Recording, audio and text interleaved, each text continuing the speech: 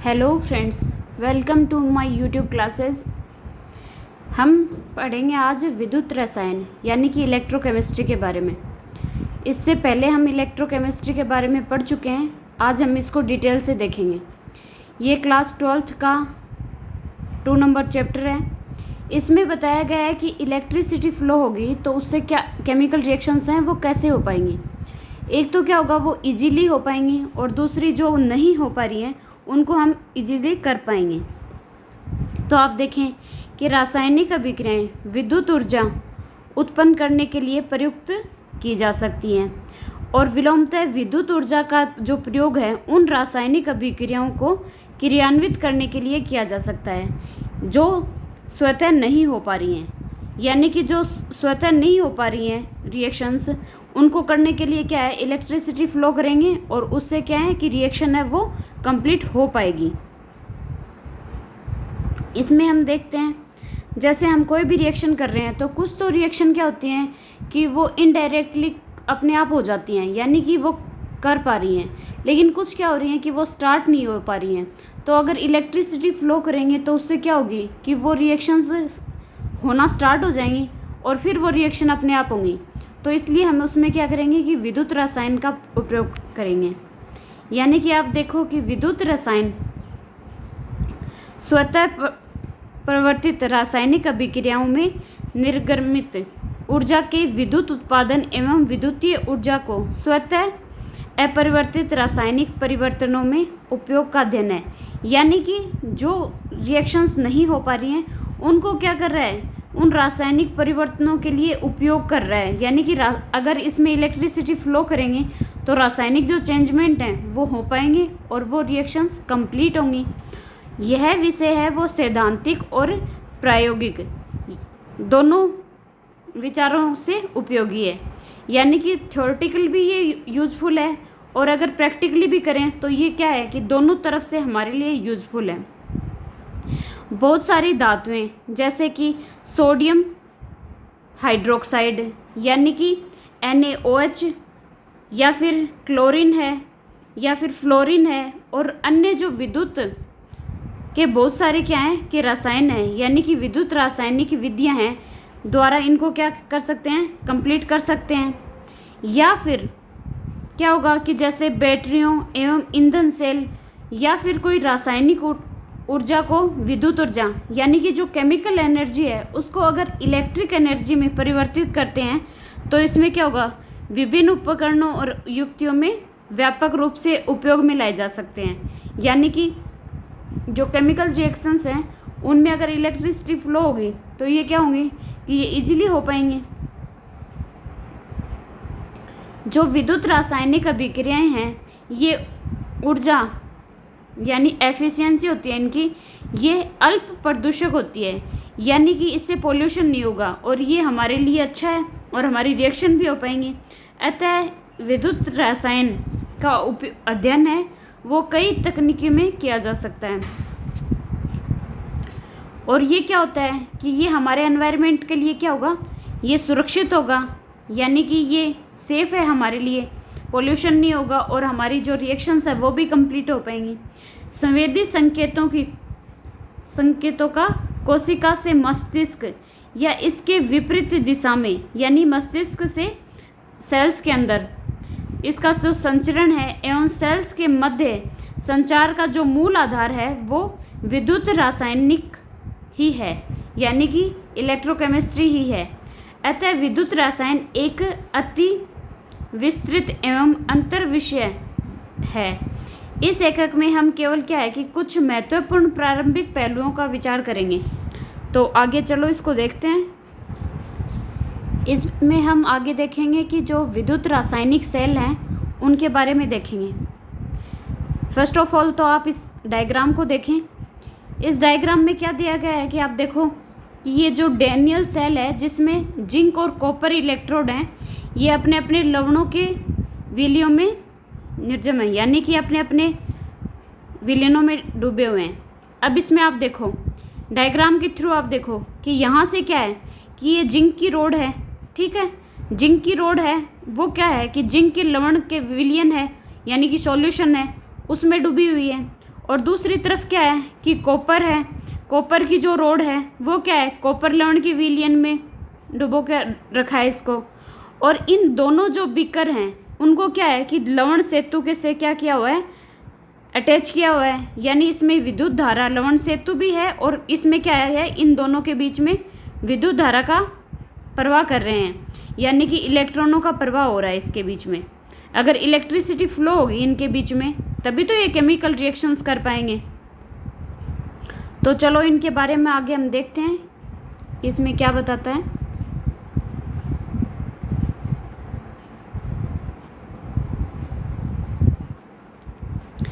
इसमें बता रहा है कि जो डैनियल सेल है, इसमें देखो कि जो डैनियल सेल है इसकी संरचना और कार्यविधि के बारे में हम चित्र 2.1 में देख चुके हैं। यानी कि अभी अभी हमने जो देखा था कि यानी कि जिंक की जो रोड थी और वो कॉपर की रोड है वो जो सॉल्यूशन में डूबी हुई है, तो इनके बीच में यानी कि ये डैनियल सेल है, इसके बारे में हम पढ़ चुके हैं।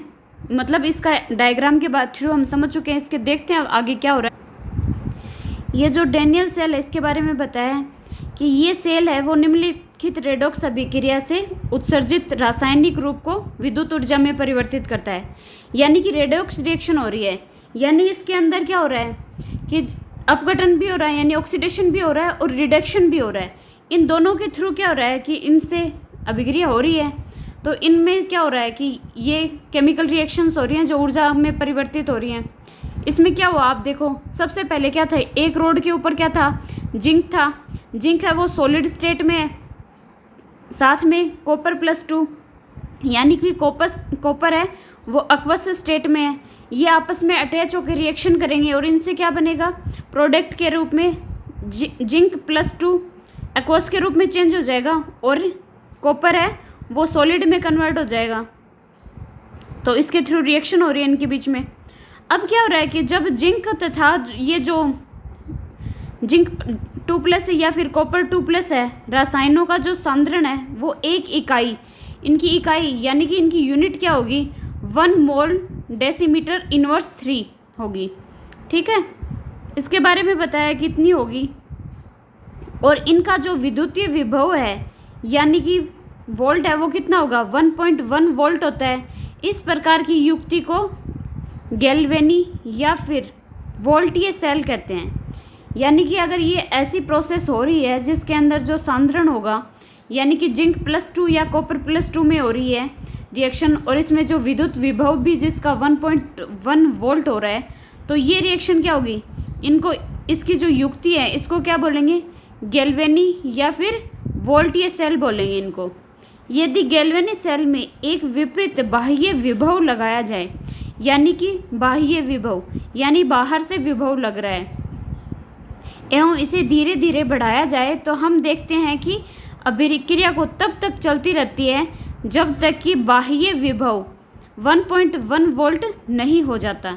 यानी कि रिएक्शन तब तक होती रहेगी तब जब तक कि उसका वोल्ट क्या है, 1.1 नहीं हो जाता।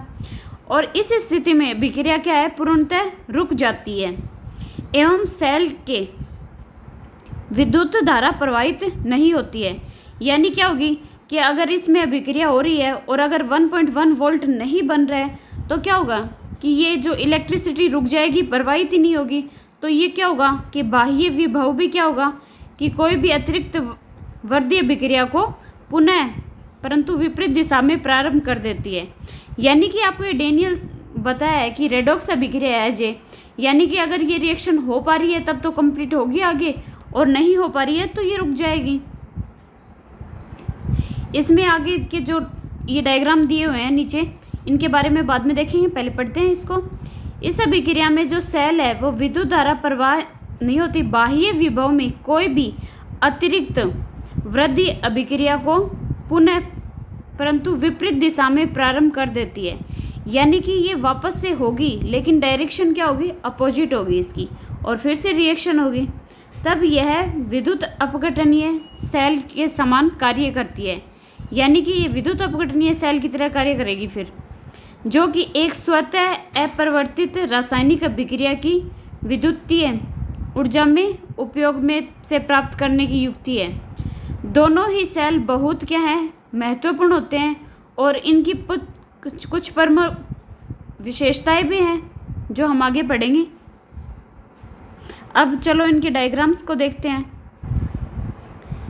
इसमें जो हमारा फर्स्ट डायग्राम है उसमें देखो आप, इस साइड में क्या है, जिंक है, यानी एनोड की साइड में जिंक हो गया। और ये क्या है, नेगेटिव चार्ज है, एनोड नेगेटिव चार्ज होता है। और कैथोड जो कि पॉजिटिव चार्ज है, उसके ऊपर क्या है कि कॉपर की छड़ है और ये लवण सेतु से जुड़े हुए हैं।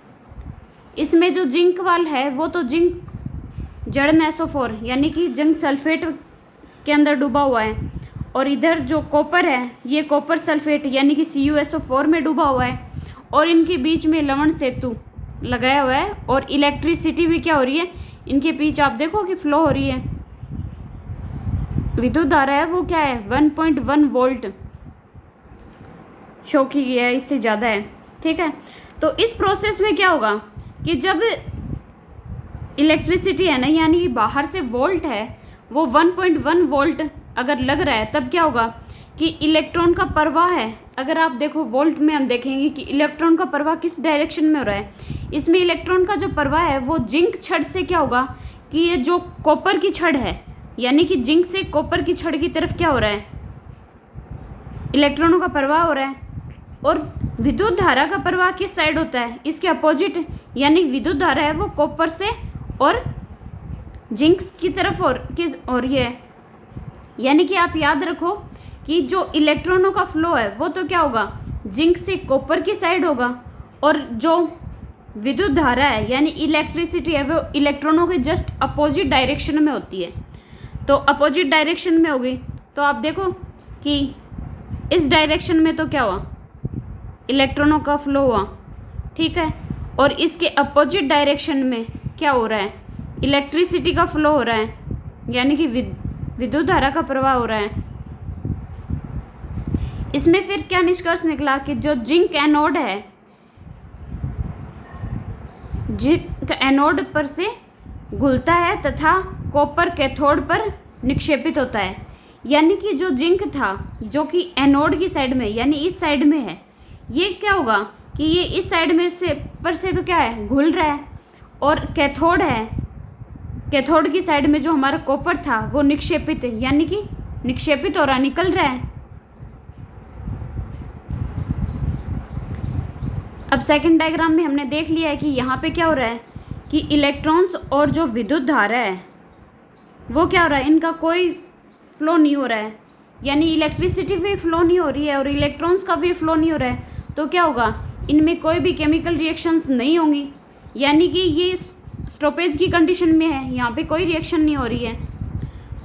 ऐसे ही अगर हम देखें कि अगर इलेक्ट्रॉनों का प्रवाह है वो कॉपर से जिंक की ओर, यानी कि कॉपर की साइड से लेके जिंक की साइड, इस डायरेक्शन में हो रहा है, यानी इलेक्ट्रॉन्स का फ्लो। ठीक है, तो क्या होगा, विद्युत धारा किस साइड में होगी, वो जिंक से फिर कॉपर की साइड होगी। ठीक है, यानी कि फर्स्ट हमने जो देखा था उसमें क्या था कि जिंक से कॉपर की साइड में इलेक्ट्रॉन्स का फ्लो हो रहा था, लेकिन यहाँ पे उल्ट अपोजिट हो रहा है, यानी कि यहाँ पे कॉपर से लेके क्या है कि जिंक के साइड में इलेक्ट्रॉन्स का फ्लो हो रहा है। और आपने देखा है कि विद्युत धारा इससे अपोजिट होती है, तो ये क्या होगा कि कॉपर से जिंक की साइड में इलेक्ट्रॉन्स आए तो जिंक से और कॉपर की साइड में क्या होगी कि विद्युत धारा का प्रवाह होगा। तो यहाँ पे क्या होगा कि जिंक इलेक्ट्रोड्स पर निक्षेपित होता है, यानी कि जिंक था वो जिंक इलेक्ट्रोड पर निक्षेपित हो रहा है।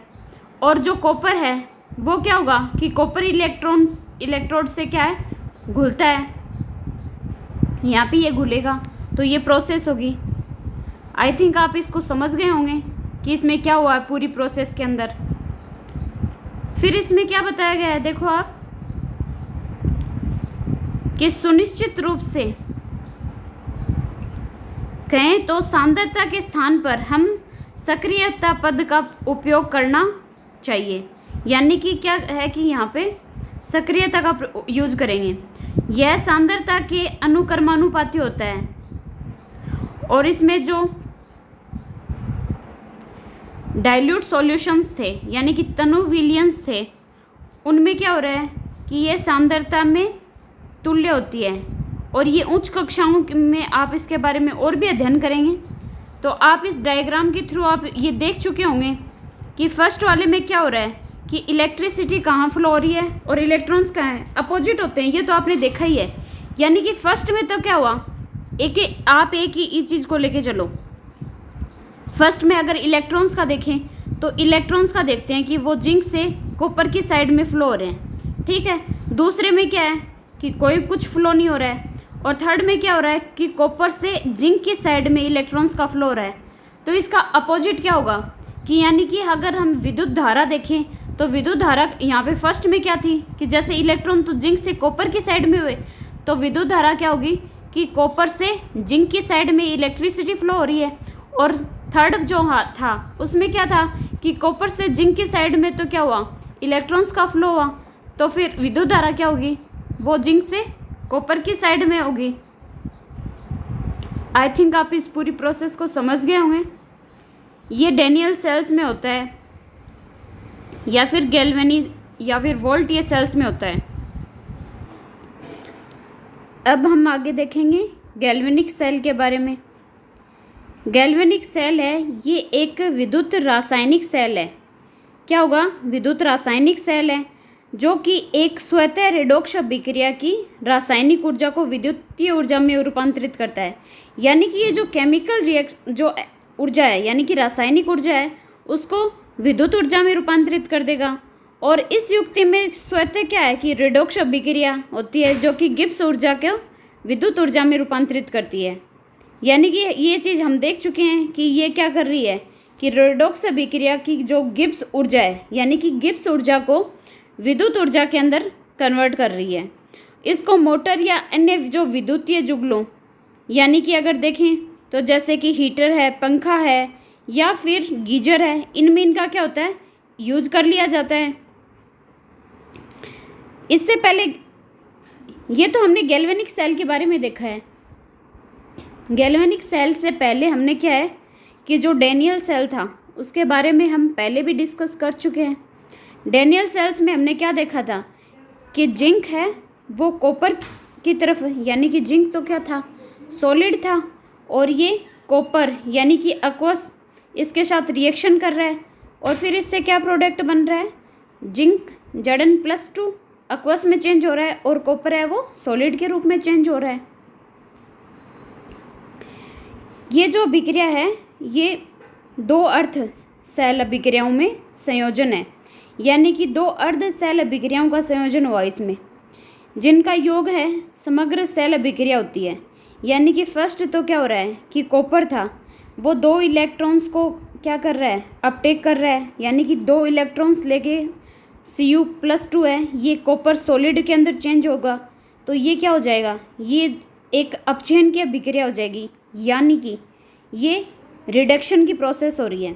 अब और जिंक क्या कर रहा है, जिंक है वो सॉलिड है जो कि Zn+2 यानी कि इलेक्ट्रॉन्स का क्या कर रहा है, त्याग कर रहा है और क्या कर रहा है, Zn2+ में कन्वर्ट हो रहा है।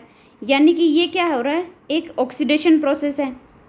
तो आप इसके थ्रू याद कर सकते हैं कि ऑक्सीडेशन की जो प्रोसेस होती है उसमें तो क्या होता है कि वो पॉजिटिव चार्ज होता है उनके ऊपर, और जो रेडॉक्स रिएक्शन होती हैं उनमें क्या होता है, रिडक्शन की जो प्रोसेस होती हैं यानी कि अपचयन की अभिक्रिया, उनमें क्या होता है, नेगेटिव चार्ज होता है। ये पहले भी आपको ऑक्सीडेशन रिडक्शन में पढ़ाया, तब बता चुकी हूँ कि जो रिडक्शन की प्रोसेस होती है उसमें तो क्या होता है, नेगेटिव चार्ज होता है, और जो ऑक्सीडेशन की प्रोसेस होती है उसमें पॉजिटिव चार्ज बढ़ता है।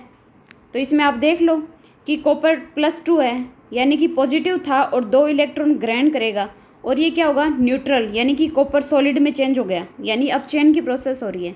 और दूसरी क्या थी, ऑक्सीडेशन की प्रोसेस। ऑक्सीडेशन में क्या हो रहा है कि जिंक है, इसमें आपको बताया कि ऑक्सीडेशन में पॉजिटिव चार्ज होता है, तो जिंक क्या करेगा, दो इलेक्ट्रॉन्स का त्याग करेगा और ये Zn+2 यानी कि पॉजिटिव चार्ज में कन्वर्ट हो जाएगा। अब आपको ये बता चुकी हूँ कि ये जो डैनियल सेल है इसके अंदर दो भिन्न भागों में बटा हुआ है, यानी इसमें जैसे ऑक्सीडेशन रिडक्शन यानी कि अपचयन और ऑक्सीकरण की प्रोसेस हो रही है। ये जो अपचयन की अभिक्रिया हो रही है ये तो कहाँ पे हो रही है कि कॉपर इलेक्ट्रोड पे हो रही है, और जो ऑक्सीकरण की अभिक्रिया हो रही है वो क्या हो रही है, जिंक के ऊपर हो रही है। तो ये दो भाग हैं, यानी कि अर्ध सेल रेडॉक्स युग्म भी कहते हैं। यानी कि रेडॉक्स रिएक्शन कौन सी होंगी, जिसमें ऑक्सीडेशन एंड रिडक्शन दोनों प्रोसेस होती हैं, यानी कि रेडॉक्स युग्म बोल देंगे उसको, यानी दोनों प्रोसेस हो रही हैं। इसमें जो कॉपर इलेक्ट्रोड को तो क्या है कि अपचयन हो रहा है, यानी कि रिडक्शन हो रहा है, और जो जिंक इलेक्ट्रोड था यहाँ पे क्या हो रहा है कि ऑक्सीकरण अर्ध सेल भी कहा जाता है इसको। यानी कि जो कॉपर जो इलेक्ट्रोड था उसको तो क्या है कि अपचयन अर्ध सेल बोल देंगे, और जिंक था उसको क्या बोल देंगे, ऑक्सीकरण की प्रोसेस हो रही है, इसलिए ऑक्सीकरण अर्ध सेल बोल देंगे इसको। आई थिंक आप लोग समझ गए होंगे कि इसमें जैसे हमने कॉपर और जिंक के लिए हैं तो ये क्या हुआ, रेडॉक्स रिएक्शन हो गई, क्योंकि इनके अंदर क्या हो रहा है कि ऑक्सीडेशन और रिडक्शन दोनों प्रोसेस हो रही हैं, यानी कि अपचयन और ऑक्सीकरण प्रोसेस हो रही हैं।